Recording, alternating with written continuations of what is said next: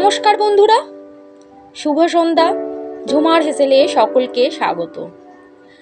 ঝুমার হেসেলে আসার জন্য সকলকে অনেক অনেক ধন্যবাদ। এই রান্নাটি সকলের কাছে খুবই প্রিয়, এটি একটি খুব জনপ্রিয় খাবার। আজ আমি করে দেখাবো ঝিঙে আলুর সর্ষে পোস্ত। চলুন তাহলে আর দেরি কেন, চলে যাই রেসিপিতে। তো আমি এই রেসিপিটি করার জন্য কয়েকটি ঝিঙে নিলাম। এবার এটাকে ভালোভাবে খোসা ছাড়িয়ে আমি ছোট ছোট করে টুকরো করে নেব। তো আপনারা আপনাদের পছন্দ মতন কাটতে পারেন। এবার নিয়ে নিয়েছি কয়েকটা আলু, সেই আলুগুলোকেও আমি ছোট ছোট করে টুকরো করে নেব। ঝিঙে আলু কাটা আমার হয়ে গেছে, ধুয়ে আমি নিয়ে চলে এসেছি। আর আমার লাগছে সর্ষে আর পোস্ত আর কাঁচা লঙ্কা। পরিমাণ মতন আপনাদের ঝাল অনুযায়ী আপনারা লঙ্কাটা ব্যবহার করবেন। তো এটা আমি মিক্সারে পেস্ট করে নেব। তো প্রথমে তাই জন্য আমি একটু আইস কিউব দিয়ে দিলাম, আর তার মধ্যে সর্ষে পোস্ত আর কাঁচা লঙ্কাটা দিয়ে আমি মিক্সারে ভালোভাবে পেস্ট করে নেব।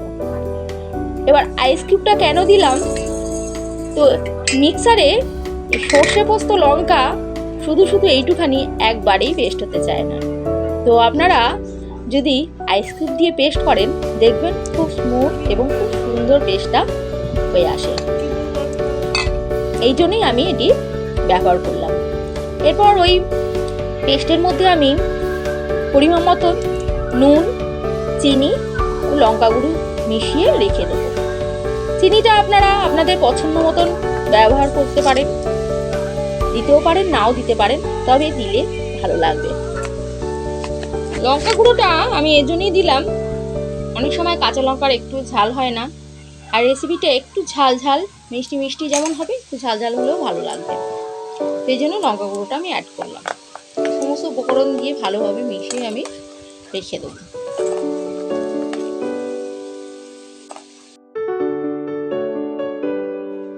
এবার কয়েকটা পেঁয়াজকেও আমি ছোট ছোট করে একবারে কুচি কুচি করে কেটে নিয়ে চলে আসবো। তো এতে আমি পেঁয়াজ দিয়ে রেসিপিটা করব। আপনারা যদি নিরামিষই করতে চান তাহলে পেঁয়াজটা স্কিপ করতে পারেন। আর নিয়ে নিলাম কয়েকটা কাঁচা লঙ্কা চিড়ে, তো এটা আমি ফোড়নে দেব। তো কড়াতে আমি সর্ষে তেল নিলাম আর 1 চামচ কালো জিরে, আর তার সঙ্গে কাঁচা লঙ্কাগুলো দিয়ে দিলাম।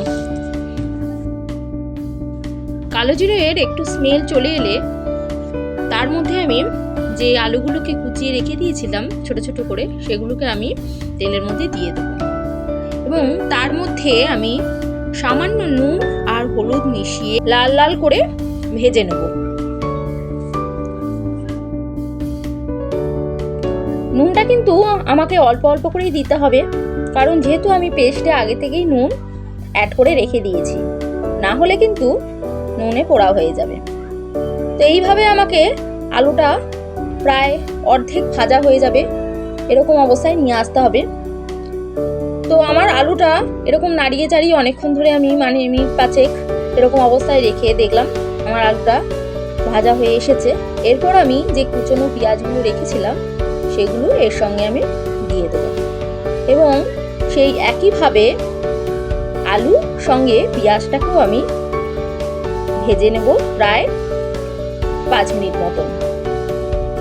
যতক্ষণ না পেঁয়াজটা একটু ব্রাউন কালার আসছে ততক্ষণ আমাকে এটা রেখে দিতে হবে। পেঁয়াজও আমার ভাজা হয়ে গেছে, আলুটা কিন্তু আরো একটু সেদ্ধ হয়ে গেছে। এবার আমি ঝিঙেগুলো এর মধ্যে দিয়ে দিলাম। এরপর এই সমস্ত উপকরণ দিয়ে আবারও আমাকে প্রায় অনেকটা সময় ধরে ভাজতে হবে। সমস্ত সবজি কিন্তু আমার প্রায় অর্ধেকের বেশি সেদ্ধই হয়ে গেছে। এরপর কিছুটা সেদ্ধ হওয়া বাকি।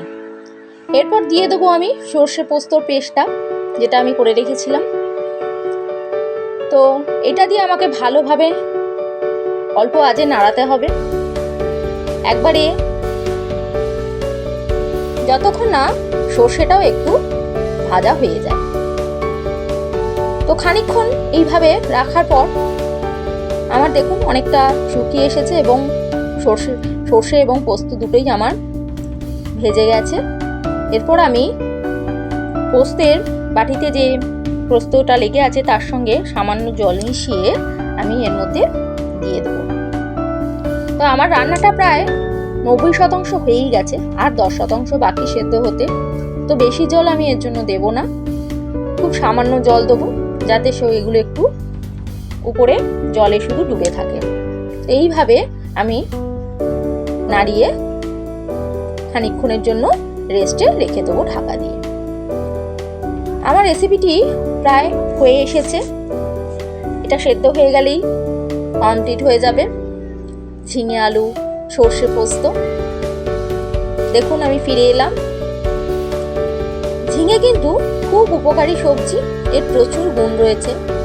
এটা চোখ ভালো রাখে, ওজন কমায়, রোগ প্রতিরোধ ক্ষমতাও গড়ে তুলতে সাহায্য করে।